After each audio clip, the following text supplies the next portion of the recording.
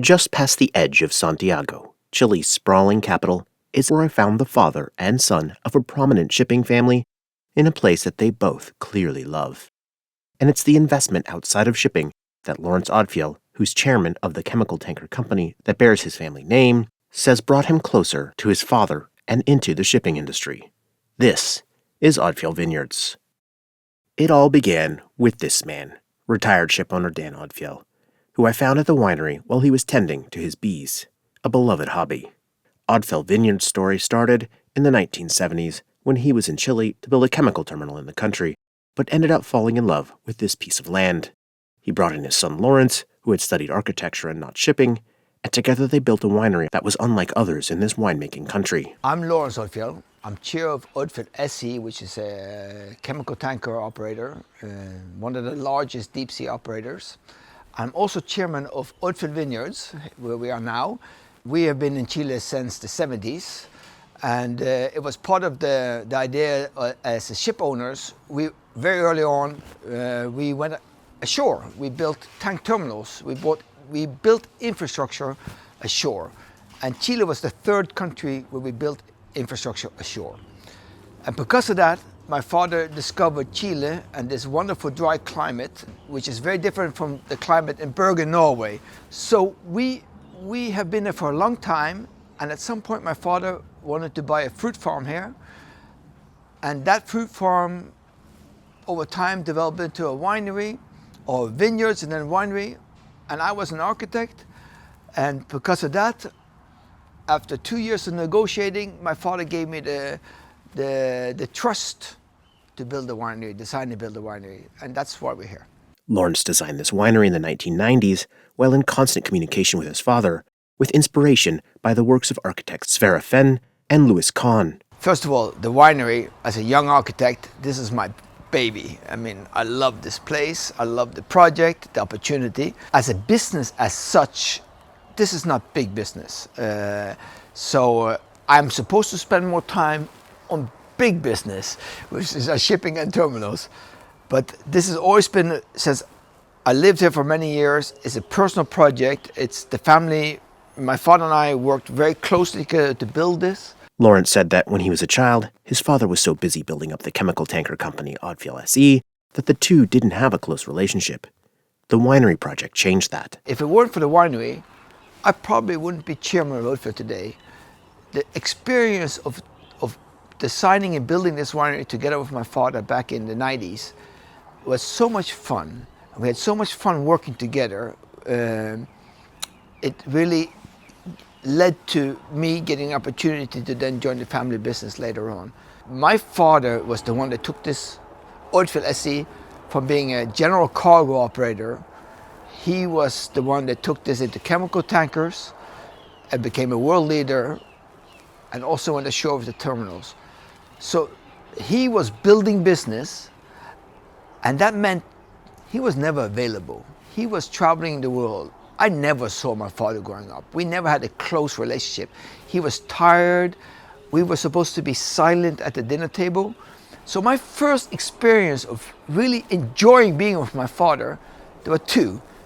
Sailing weekends on a sailboat, we call Sipura, and second of all, working on this winery together. And we enjoyed working together so much that later on, he gave me the confidence and laid the pathway for me to ultimately become chairman of Odfjell. So this is a very important site. But it's not been an easy road, and both Odfjells acknowledge that this has not been a profitable business, at least not yet. But it has been successful in carving out a niche in Chilean winemaking. It makes fruity, drinkable wines that are organic and produced using sustainable, biodynamic agriculture. The wines receive high scores from reviewers. This has been a journey of a lot of mishaps and mistakes. But luckily, we've always been able to move forward and develop. And today we are recognized for the quality of our wines, and recognized for something that's growing in importance, organic and biodynamic. Sustainability is something that people care about more and more. So it's been a long and painful journey, but we've learned a lot. Two, in this journey, through pain, we're making beautiful wines, which you have had the chance to taste today. I hope you will agree. And And this path of growing our market of organic wines, we think we will be, for the next generation, this will stand on its own feet and be in itself sustainable. Sustainability is important here at Odfjell Vineyards, just as it is at the Odfjell Shipping Company.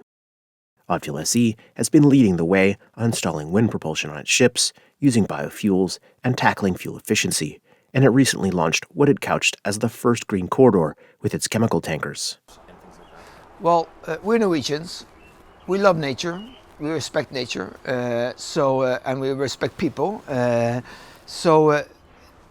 starts there. So I think the values of the family about respect of people and nature comes through in the work we're doing. Here we rely on people passionate about working in harmony with nature in terms of farming, following the cycle of nature, etc.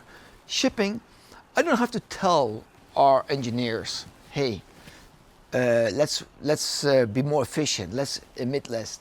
They are burning for it. There's a passion to be a world leader in terms of sustainability and decarbonization efforts. And you can see it. You can see the work that our team is doing. So there's a common thread of love and care, this value that we care about planet Earth and what we leave behind for the next generation. And for the next generation, Lawrence Odfjell wants this also to be a financially sustainable business. Juan Ignacio Zuniga, who became chief executive of Odfjell Vineyards last year, is optimistic about that goal. He said the company looks at 3 dimensions of sustainability. One of them is the environment. The 100% organic approach of the Odfjell family is something that it's very strong. We are not part-time organic or part-time sustainable. We're 100% of the time very, very focused in that approach in every single thing we do within the winery, in the farming, viticulture, at the cellar, everything. And then there's social sustainability, which he said the wine company is achieving through its close connection with the local community here in the Santiago suburb of Padre Hurtado and in other wine regions where it has its vineyards. One of the things that is going to stand out is all the social approaches that we are now moving forward with our producers. So we have our own grapes, but we also buy grapes from different producers that are willing to join us in this organic approach. So to convert a producer of old vines from the Itata or Maule region to organic, which is something that they are not very used to. And then there's the third, so far more elusive dimension, financial sustainability. Our aim is to have this business as a very solid business for all the families that are working with us in this venture. And that's something that we have forecasted for the incoming years, so we are going to be able to deliver that financial sustainability and then have the 3 dimensions all together in a very strong message from the Odfjell family to the world.